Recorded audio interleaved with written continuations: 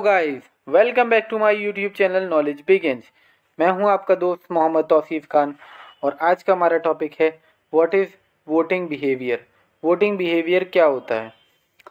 लेकिन अगर आपने इससे पहले मेरे चैनल को सब्सक्राइब नहीं किया है तो प्लीज़ कर लीजिए, और अगर आप इस वीडियो या किसी भी वीडियो की PDF चाहते हैं तो आप मेरे टेलीग्राम चैनल को ज्वाइन कर सकते हैं जिसका नाम है नॉलेज बिगिंस। वोटिंग बिहेवियर क्या होता है। वोटिंग बिहेवियर, इसको हम इलेक्टोरल बिहेवियर भी कहते हैं।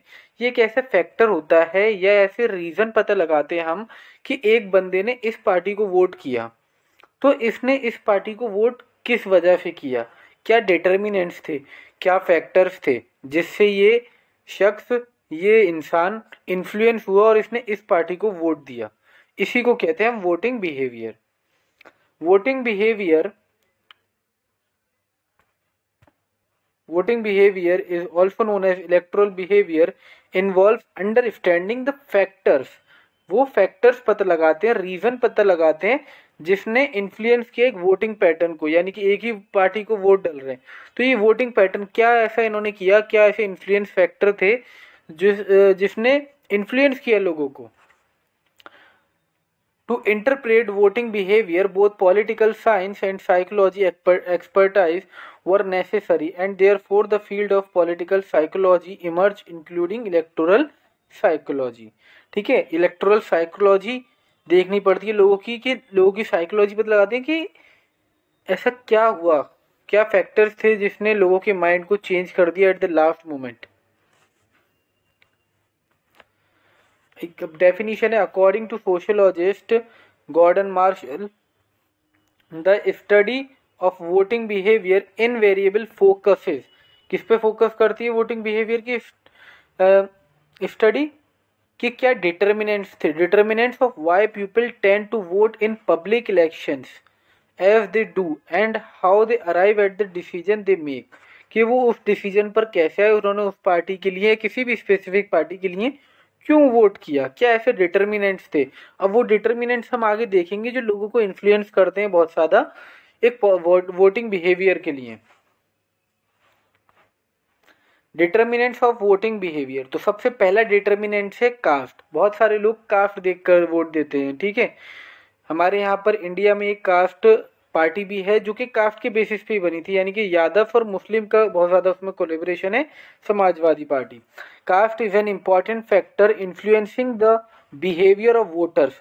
Politicisation of caste and casteism in politics have been a feature of Indian. ठीक है, तो कास्ट जो है वो बहुत ज़्यादा इन्फ्लुएंस करती है, डिटर्मिनेंट से कि हमारी कास्ट का है तो हमारे लिए काम करेगा, भाई इसे वोट देंगे हम तो। ठीक है, second factor religion. Religion is another significant factor which influence electoral behavior.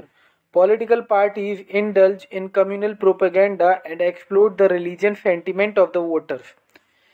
Religion एक और इम्पॉर्टेंट एक फैक्टर आ जाता है। इसके थ्रू क्या करते हैं कि जो पॉलिटिकल पार्टीज होती हैं, पॉलिटिशियंस होते हैं, वो कम्युनल प्रोपेगेंडा चलाते हैं, यानी कि एक कम्युनिटी को बुरा बताएंगे, एक को अच्छा बताएंगे। तो क्या कर दिया उन्होंने, लोगों को बांट दिया, कम्युनल प्रोपेगेंडा कर दिया, और रिलीजन सेंटिमेंट के नाम पे वो वोट्स मांगते हैं फिर, और लोग उन्हें वोट देते हैं और वो जीत जाते हैं। The existence of various communal parties has further added to the politicization of religion.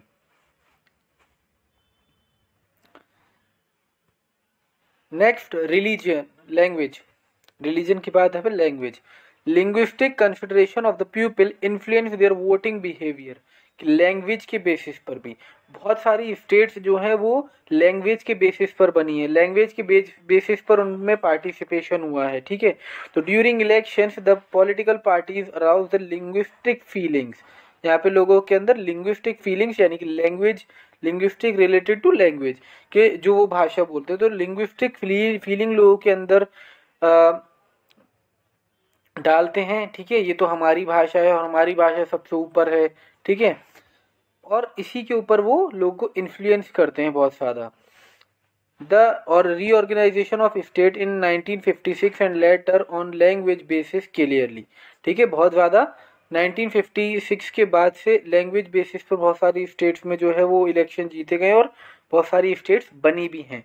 रेफ्लेक्ट्स the significance of language factors in Indian politics. The rise of DMK in Tamil Nadu, TDP in Andhra Pradesh can be attributed to linguism. ठीक है, DMK party Tamil Nadu में और TDP party Andhra Pradesh में, ये linguism पर ही based हैं।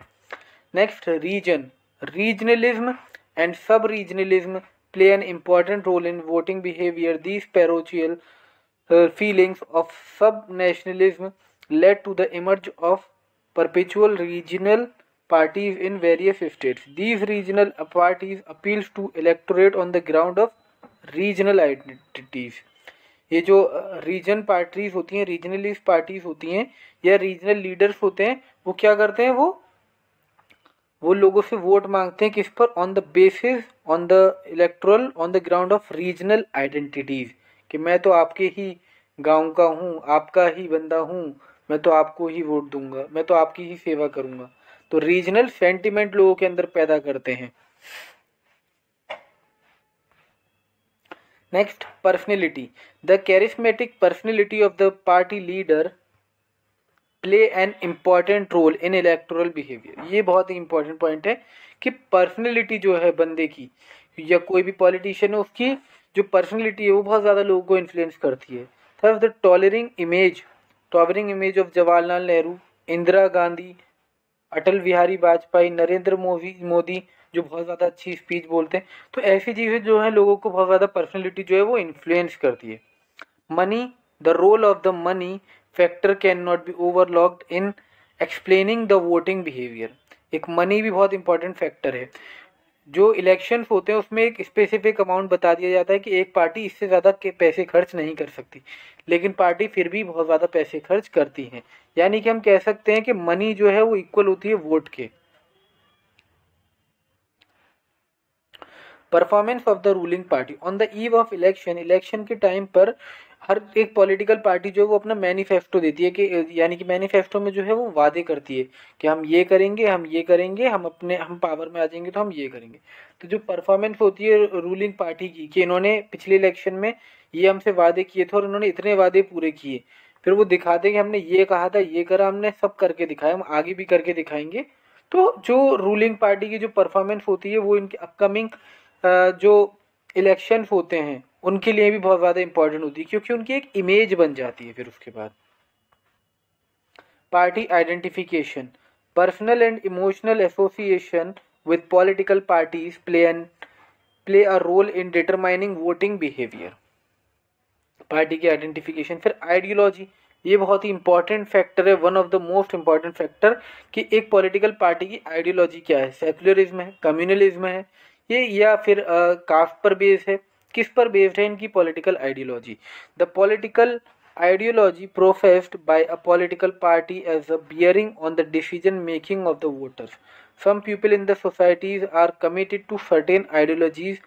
किस तरीके की आइडियोलॉजीज रखते हैं, कम्युनलिज्म। तो जो कम्युनलिज्म की आइडियोलॉजी रखते हैं वो कम्युनलिज्म के साथ जुड़ते हैं। Capitalism, democracy, secularism, decentralisation and so on, these are the various types of ideologies political parties है ना। और लोग इन्हीं पॉलिटिकल आइडियोलॉजीज के बेसिस पर लोगों से जुड़ते हैं। Such people support the candidates put up by the parties that process those ideologies. तो यही थे आज की वीडियो में, यही था कि वोटिंग बिहेवियर क्या होता है और वोटिंग बिहेवियर के डिटर्मिनेंट्स क्या हैं जो लोगों को इन्फ्लुएंस करते हैं, यानी कि जो फैक्टर्स हैं डिटर्मिनेंट्स, या फिर हम कह सकते हैं important factors. I hope you guys understand.